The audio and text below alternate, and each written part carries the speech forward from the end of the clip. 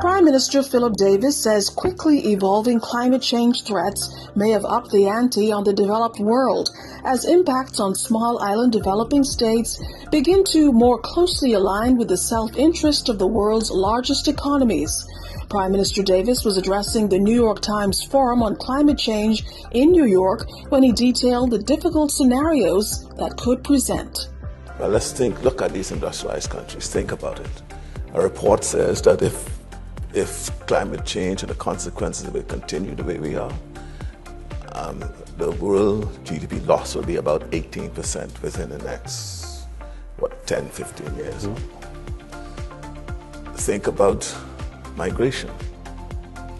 We become climate refugees. Mm-hmm. It is said that there's about 3.5 billion persons in vulnerable countries. And if they are impacted, as I did at Dorian 3 years ago, we'll become climate refugees. You see what the migration is doing now in Europe.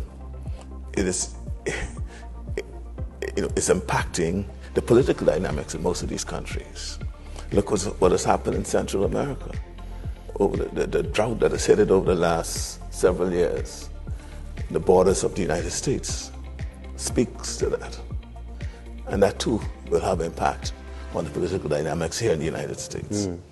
So if you don't do anything, your own self-interest ought to be heightened. The Prime Minister was alongside the leaders of the International Monetary Fund and the World Bank, also discussing the debilitating debt the Bahamas and many of its neighbors are compelled to absorb as the world's historic response, loan offers, keep them in a holding pattern.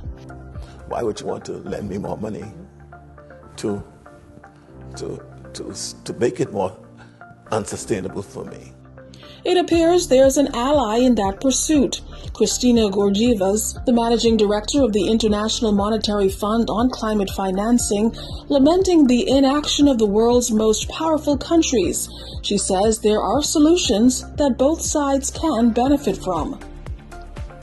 We need countries that have caused the problem to meet their obligations. And the 100 billion, I'm actually amazed. We are in 2022. It should have been made available in 2020. We are apparently short 5 billion. How this is possible?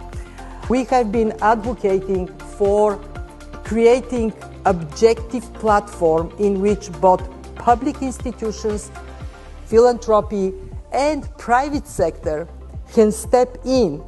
And let's take your example. You suck in carbon. Why not provide to your creditors not money, but carbon credits that have monetary equivalent? Is that possible? Yes, it is possible. Keeping you in the know. This is OPM Press Now.